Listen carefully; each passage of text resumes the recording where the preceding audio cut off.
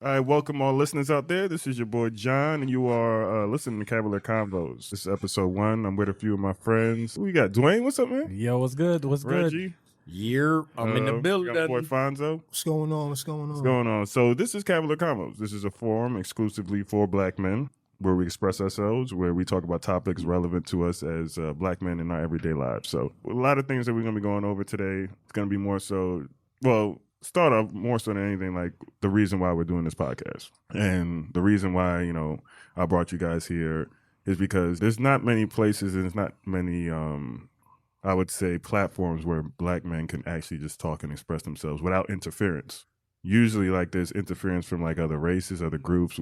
And I think that we don't really get to express ourselves and really talk from a perspective that's, I don't like to use this term, but for us, by us. You know what I'm saying? Got it. So did you just go FUBU? Yeah, I just went FUBU. But yeah, man. So basically the topic of today, man, we're gonna be talking about black manhood and what it is and some of the things that we saw growing up. What are some of the things that, we see in today's society?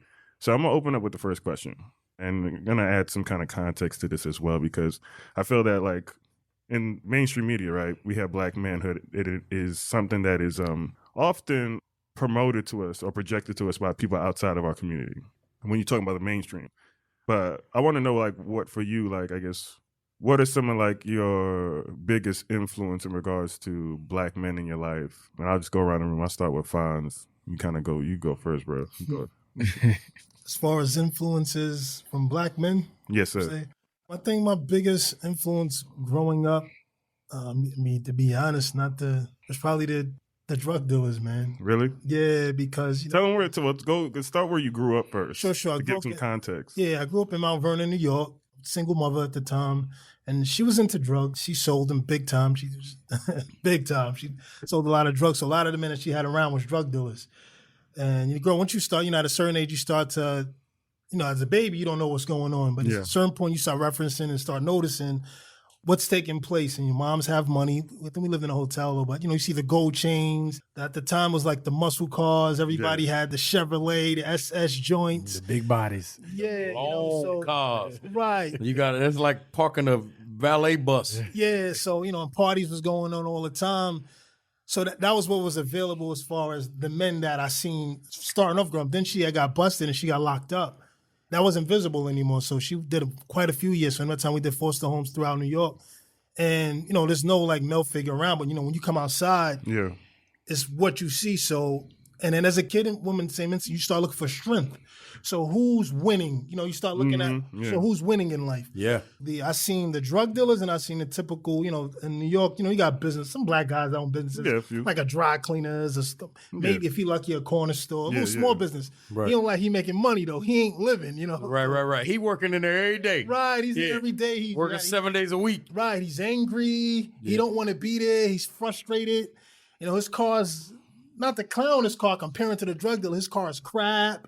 You know what I'm saying? You look at the drug dealer. He's got the BMW. He's got the Benz. He's got the ladies. Right. I'm like, I want that, man. Yeah. Then you see the way they operate with the other men. The way they control the men. They control the neighborhood. They're feared. They're respected. Right. So you start getting an image of that's what I would like to have for myself. So when you start taking on that role. So I would say, just to clear up to past the mic, the drug dealers were my first influence of, sad to say, of creating my brain that this is what I wouldn't mind being. Of masculinity. Right. Yeah. Yeah. Reggie, what about you, bro? So my situation is very different, and I'm fortunate for my situation. So I'm from Memphis. That's home, right? Like the South, Bluff City. That's how we roll. But my father, Beale Street. Yeah, early. My father, though, he went in the military. So I saw the life, right, of growth and constant improvement. Like it wasn't great at first. It wasn't a whole bunch of money at first. Like now he's chilling. But back then it was the constant growth. In Memphis, I saw relatives, uncles, those types of people trying to get there. I saw the poverty with being around my grandmother and my cousins. So I saw both sides of the fence. And two of the most influential people in my life, obviously my dad, but also, man, my great-grandfather, who I didn't know very well. He died when I was very young. Him and my uncle, who is very much like him, my mom. So my mom is the oldest of 5 children. The second child is her brother, who was sent to live with my great-grandfather in St. Louis. My great grandfather owned a corner store. He owned property, all of these things in St. Louis. As a black man, shout out to John Benyon. He's gone now, but he had these things. And so he was cultivating my uncle because he raised him. So I had my dad every day, and I had my uncle as an outside influence as well, as two strong black men building and growing their lives consistently every day. Now, that being said, I saw the drug dealers too. I saw those types of people in Memphis, and the lasting image, like one of my mom's other brothers, my mother had 3 brothers. Her second brother was in the dope game. He got locked up, all of those things. And the thing about it was, he used to talk to me, and I didn't know him very, very well, but he used to talk to me a lot about, like, don't do what I do because I sleep with one eye open. And he used to explain that to me all the time. Like, I can't really go to sleep because I'm worried about somebody trying to jack me or the next dude trying to do this, that, or the third. And that always stuck with me. And so between what he was explaining to me about not going down that path and then seeing my dad try to figure out a path, and my uncle, I don't want to say being given a path, but definitely had a little more direction with more of a father influence in his life than my dad had, or than some of my mom's other brothers had. That gave me some light on both ends to figure out, yeah, that's the fast life. And my uncle had a lot of money and he did things, but I was like, yo, I can't believe this dude. Look, even when I was a kid, I loved sleep. Okay. So, and it sounds crazy, but that's what resonated when he was like, Neff, I can't even sleep the way I want to sleep because I got to be worried about something. For somebody that loves sleep, that's going to make you think. Yeah. And those are some of the influences that really saved me. And so when I think about those types of things, I'm fortunate because I had people on both sides of the fence, if you will, or both sides of the tracks to really allow me to compare and contrast and consistently ask myself, do I want that part of it or that part of it? And it allowed me to make some serious decisions. That's what's up. Dwayne, what's good, bro? Ooh, I got a lot. No, I'll be real with you. Of course, like Reggie was saying, even with Iphonzo was saying, that I could go down the line with a lot of black males that was in my life. Starting with my father. My father, he's a pastor. I'm from Mississippi, of course. You know, we're a country. It's I don't know what, but he's a pastor. He showed me the way doing things biblically, correctly, you know, godly ways. I'm going to tell you this. He'll tell you anytime. He said, I never told you not to do a lot of things, but you got to learn your own path. But he just showed me certain things, right? But I have uncles and cousins that did some totally opposite. You know, so it's kind of like that thing, like you learn the church way, I would say. Some people say, oh, yeah, you was in the church all the time. Yeah, I was in the church, you know, boom. But also I have family that was in the street. So I learned both sides. So I had to learn to put it together to make a better man out of myself. So they was teaching me everything. So my father, like I say, being in the household, he taught me how to be a man, basically take care of your family, doing what you got to do for your family. Even though my mother worked, he still took over roles. Like my mother had to go to work. He got us up, dressed for school. He picked us up for school. If we had something going on at the house, at school, he was there. It was a lot of events he couldn't make it to because he had to preach and stuff like that. But he had to do what he had to do in the household. My mother, like I say, she did what she had to do. I had uncles. I had cousins. Like I said, I had cousins that were dope boys. I had some cousins that go get us. And when I say, hey, I done seen some things they do, and I'm like, wow. Yeah. But they like, hey, cuz, this ain't your life. You know what I'm saying? They already know. They like, hey, this ain't your life. Do as I say, not as I do. Yeah, you know. And it's plenty of times I was hanging with them, and they like, man, who is this? They said, that's my cuz. A lot of places I used to go to, you think, you like, man, I like, they got the nice rides, you know, they got the girls, you know, you see all these things, you know, you like, man, that's what I want. But then I see my brothers, them, college, educated, got the same thing. So I'm like, okay. You know, it's just two different paths. It's just whatever you choose to do. Yep. So you got to take the good and make it better. Take the bad, make it good. So you just got to put pieces together and just learn your own path.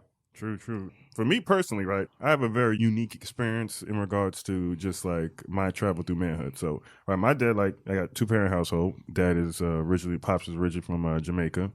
So, grew up in a Christian home, went to church, did all those things. My dad was hardworking, came to Jamaica when he was, I think, 14 or 15. And Obviously, coming in as like an immigrant and versus being someone who's actually like gone through the American lifestyle of being a black man, his experience was a little different, but still taught me to fear God, taught me about hard work. My dad worked in education for, I think it was like 30 years or something like that, man, something crazy like that. So learned a lot of just principles in regards to hard work and just how to, just handle your business, right? I saw him get up and go to work every morning. And that's a big thing. Like, people don't understand how like important that is. Like, when it comes to like, when you see a man get up and go to work every morning, what that does for you as a young black kid, for your psyche. Imagine, like, you don't see a man get up and go to work every day. Like, what do you think you're going to do when you're at that age? Like, you're not going to have that kind of thought process because you didn't see it. I learned the value of hard work. But aside from my dad, I really didn't have a lot of, like, in my family, because most of the people in my family are women, a lot of women. Mom had like 6 sisters. All my cousins are basically women. So I didn't have a lot of male influences and men that I could actually like lean on. Yeah, lean on. So most of the time it would be, because I played ball, coaches, AAU coaches, high school coaches, all these different things. So that was usually like where I like got basically a lot of my teaching from in regards to men. What you saying, Reggie? A point of clarity for the audience: basketball. That was your thing. Basketball. You was a hooper. Just want to make sure everybody knew what AAU meant and all of that. Oh yeah. So yeah, travel ball. Carry on. Right. It took me through that. So basically, my 2 influences in the beginning were probably church, and it was probably sports when it came to black men. And then a lot of my idols were like a lot of athletes. Then it kind of turned from there to as I got into college, like I started like paying attention to like a lot of old leaders, people like Malcolm X, like Martin Luther King, like Marcus Garvey. I started really getting into like their teaching stuff. So that's where I really like started kind of figuring out like, all right, well, I see these images on TV in regards to what black men are supposed to do or supposed to be like, right? Whether it be sports or hoops or music, entertainment, right? You see those images. And those are actually images that are not necessarily, not all of them are people. You know what I mean? Like present, the images that are presented to us, not necessarily like, even if you look at reality TV, that's not the norm. Like, that's not how our people operate. Nah. So I started doing, looking into different people from the past, like people like Marcus Garvey, and hear how they talked about the image of the black man. Even like Minister Farrakhan, even though I don't necessarily agree with a lot of his ideas on what God is, like, and all the other stuff, but I do agree with the fact that in order for the community to get better, black men have to step up. And there has to be a certain level of morality in the community in order for the community to actually sustain and go ahead. What are you saying, Reggie? I just think it's interesting because I just listened to all 4 of us explain why we became what we've become. And for the people at home, like I'm not sitting here suggesting that like we're the 4 richest black men in our communities, but at the same time, I would consider us all successful black men doing positive things for the most part. Yeah, for sure. Right. So with that being said, I think it's very, very interesting as you listen to what we all had as influences. The one constant, regardless of what the situation was, is we saw somebody every day focused on going to get it. Whatever they were doing, yeah, that's true. We had somebody that we saw every day that, regardless of what time they got up, right? I'm not talking about alarm clocks, but when they started moving every day, they were moving to get done what they needed to get done. Moving with a purpose. Yes, it was a purpose. Yeah. And I think that's very, very important because that, to me, is a very large part of what we have to continue to be, is provide people with an example of purpose when they wake up in the morning, regardless of what time it is, because people work first shift, second shift, third shift, overnight, whatever. What is your purpose? Finding your why. And I think we have to continue to be leaders in helping people find that. So what you're saying is that, and I find this is something that really lacks in our community, is that I believe this the whole heart, right? Like, just from a biblical perspective anyway, right? Because y'all know how I feel in regards to my faith. Man is supposed to be leading. So if a man doesn't have a vision, right? If you're a man without a vision or a purpose, whatever, right? It's very hard for you to like lead anyone. And I think that's the biggest problem that I've seen in regards to like our community in general, just because like the lack of leaders. And if we do have leaders, quote unquote, they're often presented to us by people outside of our community. When we don't have a purpose, when a man doesn't have a purpose or a vision or an idea of where he's trying to take his family, his people, community, whatever, right? You often see everything else deteriorate around him because like a real woman wants a real man that's going to lead, right? True. A real woman wants a real man. Most women want a man that's able to lead and Of course. guide a family. You know what I'm saying? With what both of y'all are saying, that reminds me when I have talks with like the elderly, when they used to say they had a purpose. They got up and had a purpose. During the civil rights time, they would tell you about it was a purpose for everything they did. Yeah. They got up, went to work. They had to do what they had to do.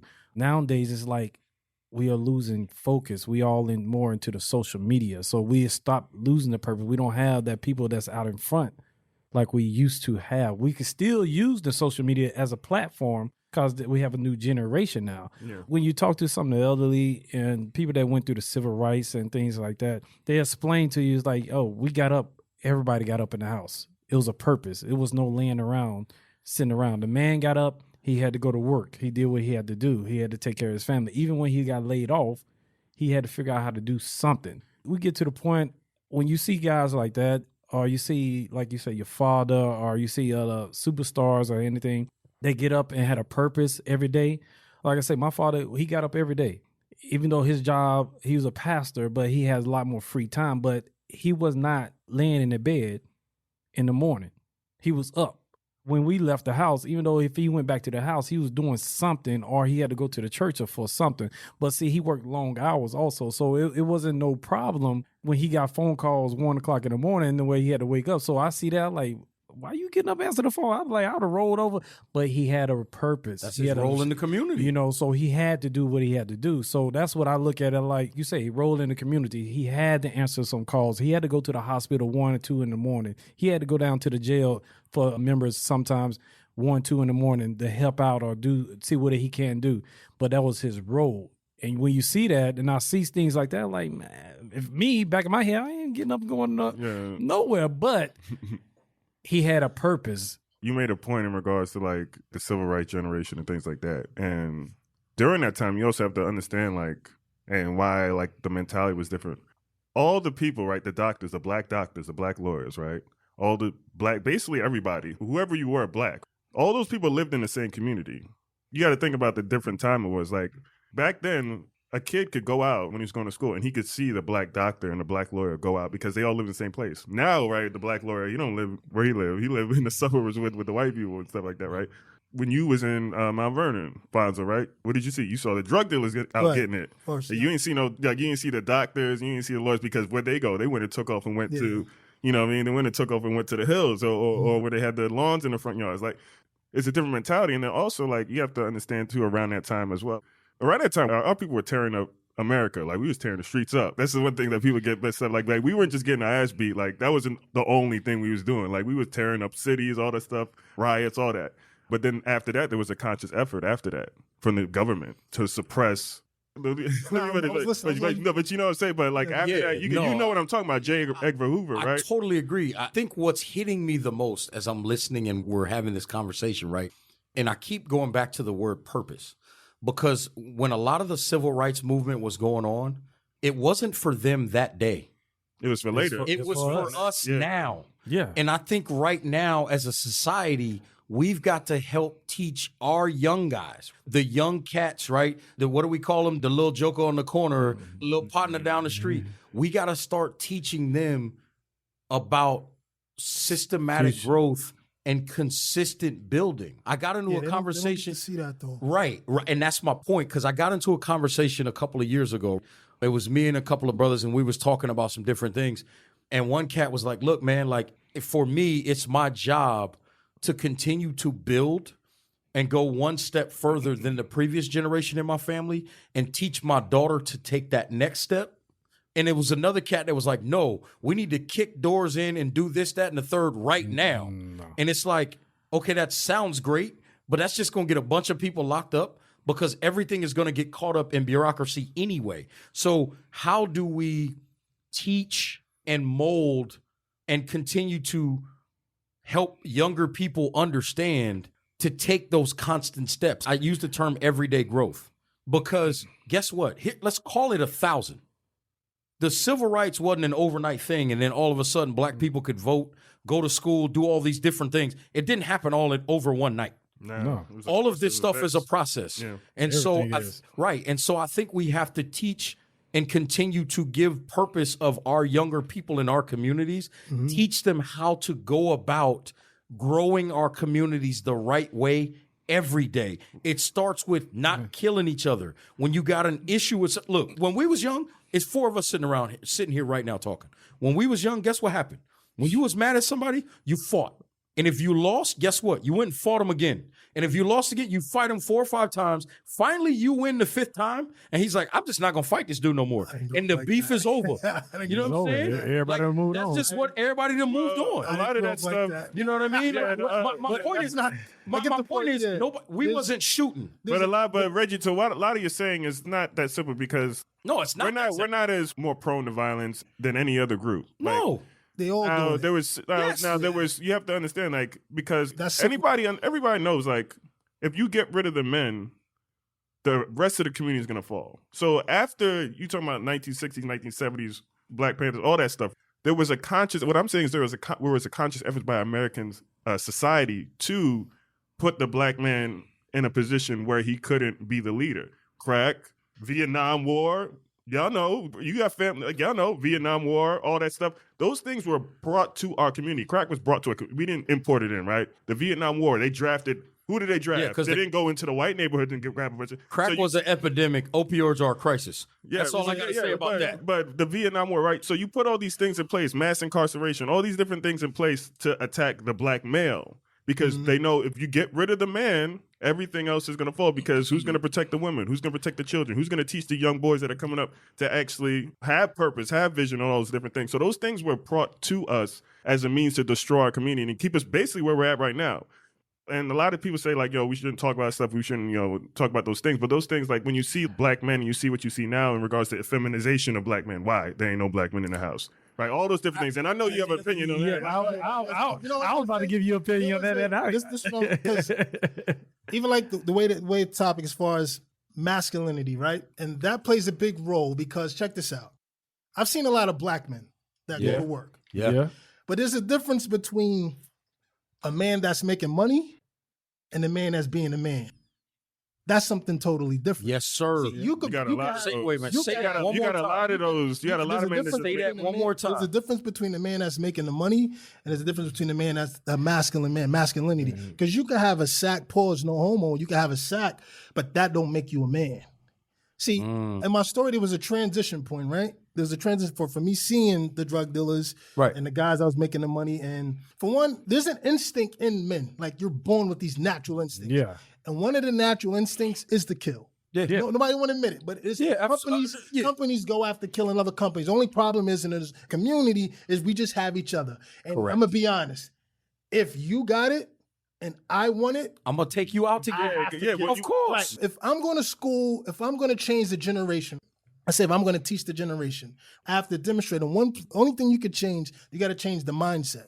Because even some of the men that was in my life that I've seen come in my mom's house, whatever, they still wasn't men to me now that I grew up. They were males, Correct. but they wasn't men. See, being a man is like a sense of integrity. There's certain characteristics that goes into being a man. Just because a guy get up and go to work, that don't make him a masculine man. And if I took it a step further, here's what's missing in the community. Check this out. If a woman get up, let's say a black woman get up in the morning, because this is the important part. Yeah, we see the athletes, we see the celebrities and all that good stuff. But the average black woman get up in the morning, right? Just like a typical black woman get up in the morning, right? She gets the kids up. She makes 4 stops in the morning. She makes 4 stops. She go to the grocery store to get the kids some breakfast. Let's say in New York, we should go to the bodega and get them a butter roll. Maybe something. Get everybody a butter roll. Butter I roll. got you. I could spread that $2 to 3 kids, right? She take them to the school. Yep. She may say, well, my kids dropped off after school. I'm going to stop by the hair store. Okay, well, I'm going to get myself something. I just got my kid. I'm going to stop by we had Pathmart. I don't know if you guys know Pathmart. Yeah. So I'm going to stop by Pathmart, get some food for later. And now I may stop at, let me think of another. I'm going to stop at a clothing store, right? So she makes 5 stops. The average black mother makes 5 stops, right? Now let me ask you a question. Here's the problem in the community right here. Out of those 5 stops, how many of those spots was owned by a black guy? That's the answer. I'm laughing because the answer is 0. Right, so check this out.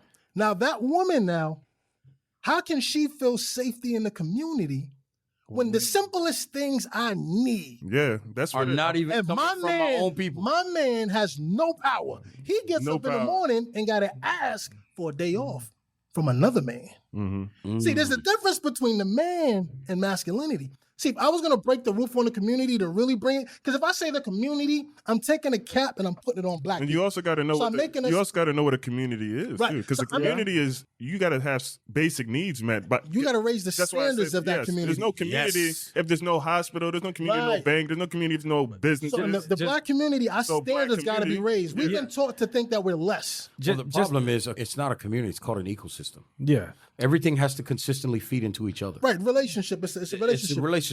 But if my community, if the standard in my community, I don't care how much ambition I got. Here's the crazy part. I don't care how much ambition I got.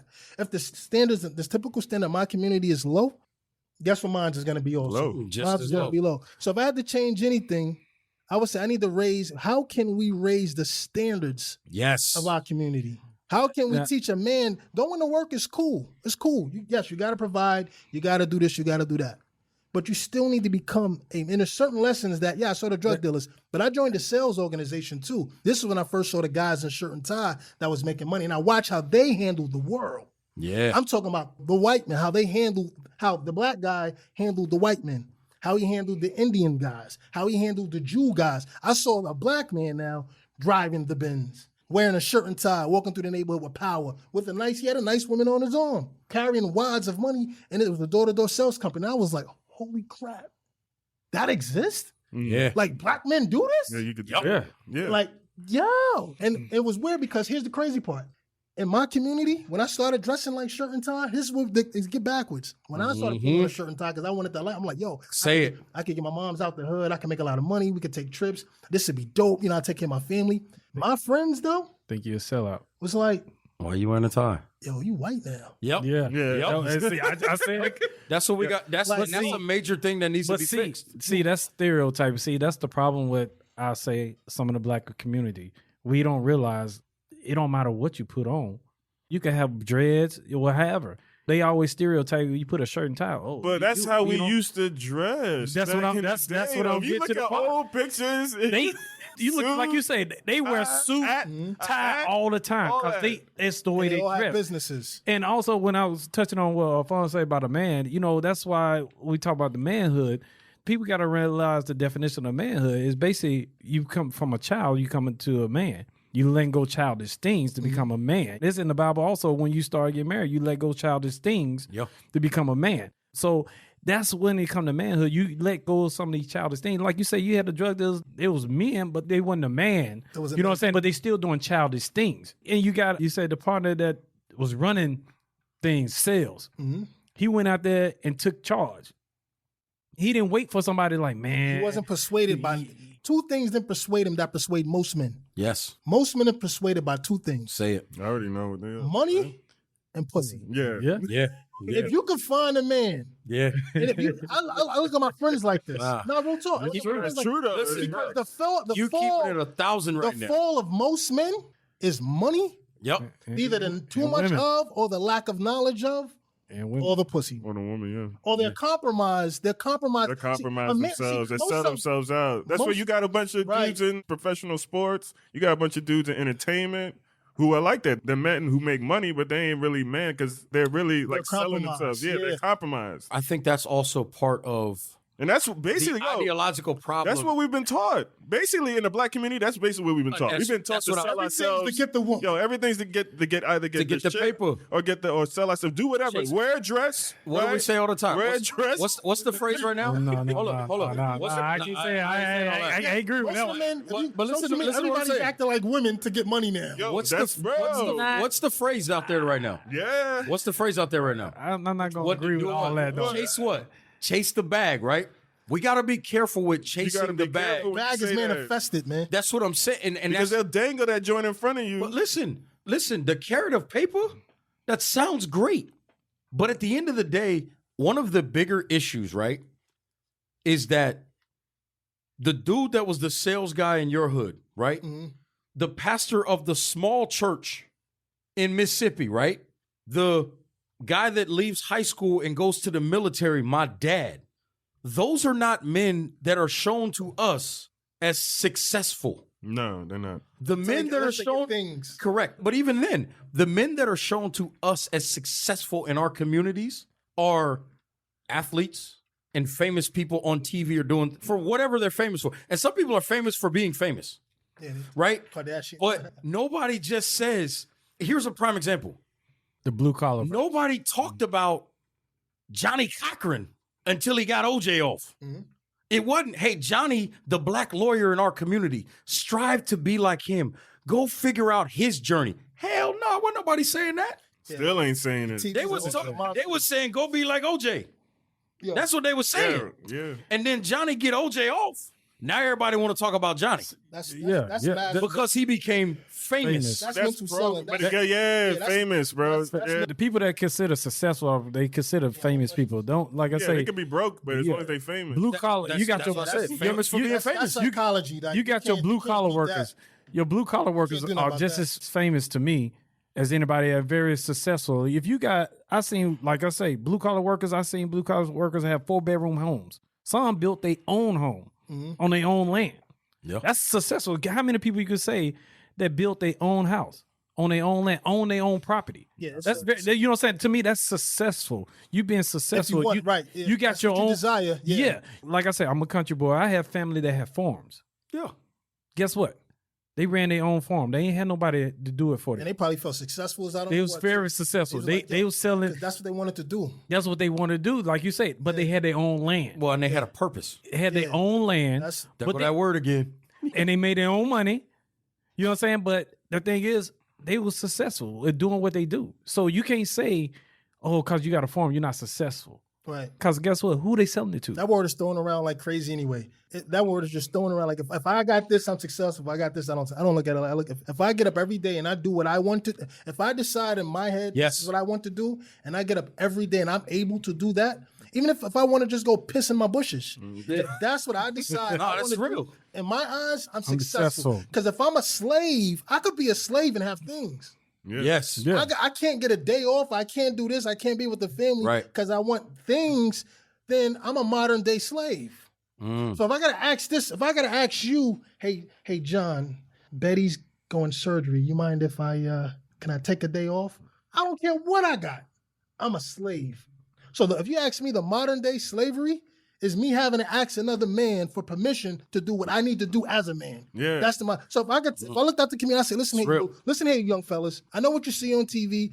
Most of the artists that you're looking at, they're slaves. Most of them don't own nothing. There's somebody going like this to them, saying this is a lifestyle, and if you jump, back, flip, and cartwheel the way I want to, the way you want, if I want you the way it is, you'll get this. And they'll get up there, they're modern day slaves. See, when you really break it down, there's a bunch of young brothers in, and you really break it down, and you ask them, what do you want? Outside of what your friends think you should have, what do you want? For one, 90% of them wouldn't know. Most of them are incapable of an Because independent they thought. never was able thought. to make that decision. That's In exactly fact, right. and the bad part is, and you're right about men being in the household, because now here's the problem. Now, if I got a woman, check this out. This is the reason why a man is important in the household, too, as long as he's a man, though. Yeah. Yeah. Because let's say I get a girlfriend, though. I ain't have that around. Do you know the average black man, right, spends most of his life being told what to do by a woman? So he grows up, mom is telling him what to do. He go to school, we got 12. From what age? Kindergarten You got and to then 12th you got grade. white women telling what to do. What? I mean, that's the one thing that do be killing me, because like, how can you expect? And we are the only can't people. piss. David, we say this thing over there. We the only people who hand our children over, especially our boys, over to people who don't look like us, who could care less, who don't come from where we come from. Hand our boys over. That's why. And I remember I talked to Dwayne about this and your son about this, about the ADHD. A lot of that joint, because you got these white teachers, women in middle age, they husbands probably police officers, so they white husbands probably come home telling their wife how bad these niggas are and how these niggas is acting crazy and all these niggas is wild animals. Same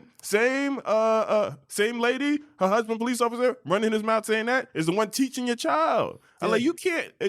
When it comes to our boys, like. And some of the stuff is not our fault. It's stuff that society and the system has promoted and put up on us. But at what point do we take, like, all right, enough's enough? We could break the chain personally. Yeah. We could break the purse to Facts. Like, at what point is enough enough? Like, we got to take advantage. Not advantage, but we got to take control of the narrative. And we got to take control of what are we going to do with these children? Because the adults is like, you can't do nothing with no adults. Well, first and foremost, you as an adult, you got to be an adult. You can't be the friend of the child. Right. That's first and foremost. A lot of times, as parents, I'm not gonna say all parents, but a lot of times as parents, we let a lot of things slide because we worried about our own lives and not worried about our kids' lives. Like you were saying about the ADHD, sometimes it's not that all kids come up with ADHD or ADD. It's sometimes parents, we lack of that study or that teaching at home, so the kids missing out on certain things because they're not learning everything at school. So when they get behind, first thing they're gonna do is say they got ADD or ADHD. Yeah, that term didn't even exist a couple of years ago. The thing is, as parents, all kids do. There's some kids who have. kids, I'm not saying all of them, but I'm saying when you have the amount of black boys being diagnosed with that. Like, I coached college basketball for 5 years. Sometimes it's genetics. Every single year, somebody, quote unquote, had ADHD, but they can remember plays. They can remember how to shoot. They can remember rap. They can recite a whole rap album. But let me explain to you when about I was that. a kid, you know what that was called? It wasn't ADHD. That child needed an ass whooping. No. Let me serious. I get what you're saying, but let me explain to you why it is like that. See, nowadays it's not entertaining to them. They can learn something that they enjoy doing. They can. But when they kind of sit down and actually study, their minds start wandering. Correct. They don't focus no more. And that's why, as a parent, we need to teach our kids how to learn how to focus. You got to focus on things. Focus. Yes. Well, we got to focus. Because as a parent, You got to focus first. you can't just focus on yourself. You got to focus on your kids. When I'm around my nephew, sometimes I get, hold on one second. You know what? The crazy part is companies are spending millions. I was telling somebody this the other day. Companies are spending billions of dollars to do just for one thing.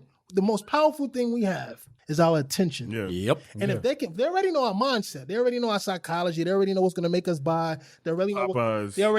Oh my goodness! I ain't going to get into that. What the blood That's clot. crazy. But they already know what colors influence us. They know all of these things. So now they're going to put it in front of us. They know what's going to make us turn left, turn right. When I do the CBD, a lot of parents come in with their kids with ADHD, they call OCD and all that. And I sell them the product, but I let them know. I say, listen, I'm going to tell you something. Those kids become the most successful. Why? Yeah, because they have the most energy. And they may not like studying science. He don't want to be a scientist. Find what he likes. But if you put that kid in front of Black Ops and you get that kid a control and you let that kid play, this kid's making millions of dollars playing Black Ops because there's a bunch of other kids watching them play. So don't limit that kid because you think he got whatever you think he got. Get that kid a football. You gotta find out what's prime example. Let me ask you this. What's the difference between a hacker and a computer technology specialist in the FBI? It's nothing. You know why? Who's paying him? That's the only difference. That's it. And guess what? If your kid wants to play with computers when he's 12, send him or her that direction. But that's the thing, like, not taking a more of an active role, like, when it comes to a lot of stuff. To be honest, like, I've really thought about, like, what the girls, like, are fine. Like, the girls, like, we invest a lot in the girls, and the girls are, like, the women are doing great. Black women are doing great. A lot of them leading different industries, different things like that. Too, they got issues, but I'm talking about just in regards to womanhood. Our community got issues. But what I'm saying is that what solutions, besides the fact that, we got to do better, you know what I mean? Because, like, we hear that, but, like, what things do we need to be promoting? Well, first step to me, you become. The first, okay, I'll give you that as the first. But I'm talking about outwardly, one of the outwardly first steps is invest in ourselves. We don't do that. No, you don't. Well, and I'm not talking about. I'm gonna go a little different way. Not just I'm not talking about financially. Not just business. I'm talking about emotionally. We just do it in the wrong way. You know what? We do. We invest. I'm gonna go a little different. We think we invest in people when we invest in, like, we buy a rap album, or when we go to a football game, or we go buy some LeBrons or some Jordans. Like, we think that's investing in black. Majority of us. That's what we think. But you know what? I'm gonna go right though. They'd be like, LeBron is doing what? Let's support LeBron. He's I'm like, black that's just figure. one. Sneakers. See, this one, I'm gonna go a little different way. I'm gonna go a little different way. First and foremost, as a black man, one thing you need to do, all the men that have kids, you need to start taking care of your kids, doing what you're supposed to do for a man, being in your kid's life. And, you know what I'm saying? And respect their mothers. Yes, and teach young men to be respectful, especially to your black mothers. I always call my mother, she's a queen. She's gonna always be my queen. If I get married again, she'd be my queen, but my mother's always gonna be my queen, because guess what? If it wasn't for her, I wouldn't be here right now. But my father taught me a lot of things also. So that's why I say, first and foremost, as black men, being manhood is the topic of everything, take care of your responsibilities. Be a man and step up to the plate. Yeah, because if you do that, then the youngins will follow. Then you're young. Yes. Now you want to. Everybody want to complain. Stop complaining and do what you're supposed to do for the young men. Yep. Especially the young men that we are losing every day to a lot of killings, to jail. You know what I'm saying? Whatever, bro. You can name it. Like you say, it's a list. Start doing what you're supposed to do as a man, a black man. Be an example. And think about when a kid sees you. When a kid sees, if a came to my area and a kid see me, right? When a kid sees you, what do they? I always ask myself this: what do they see? Yes. Because kids is not. We as much as we. I want to. They pay attention. As much as I want to tell little Johnny to pull your pants up, to do this, to do that. Little Johnny's mind. I didn't do that. Nobody told me what language to speak. I sat around people, and all of a sudden, I was like, Dad. Okay, I'm gonna rock with that. You respond. Daddy responded. Yeah. Oh my God, he said that. You know what I'm saying? Yeah. So I did what I saw everybody else do, and that became. I didn't choose my language. I didn't say, well, let me see. I want to speak Spanish this month. You can do Spanish. Whatever I grew up around, that's what I came. But so whoever's surviving, whoever's looks strong. This is a true fact. This is a fact. With children, if we talk about the community, you know, first as a man, you step into your role of masculinity. You always become a man. You don't compromise that no matter what's going on. You say, yo, I'm a man. It's easy to be a man when it's convenient. It's easy to be a man when everybody's watching. Yeah. But it's when you're in the shadows of 24/7, when nobody's watching. You got to look in that mirror. That shows you, when I look at the day and say, okay, this is what I'm going to do today. How many of my personal commitments did I stick to? Do I have goals written down that I'm actually doing, that I'm actually taking action on? Because I got to live with me. And check this, I can't hide from me. Nope. So if I got conflict with me, when I see little Johnny, check this out. Kids are so smart. They can pick up on emotions. So they can pick up if you know, if you're real or if you're not. Yeah. So if I got in a conflict, when I step in front of little Johnny and little Joe, I may say, pull your pants up, but they're going to look at me like, you heard. Yeah. Nobody listening to you, man. And as soon as you turn the corner, your pants going to be just like mine. Little Johnny see me, and he could look in and I look him in the eye, and he could feel it like, yo, see, you know what? Yeah. Something about what he's saying. Yes, sir. See, Fonz, what you saying, like I train kids also, but they'll tell you, all my kids, my sons, they'll let you know, Dad don't allow sagging in the house. You know what I'm saying? So when they kids, they friends used to come with my older son when he was in high school, he told his friend, hey man, you need to pull your pants up. He like, man, he said, he told you right. In my house, you come in this house, you're going to be respectful. There's a standard. It's a standard. Because, see, right now, we fall into that suit.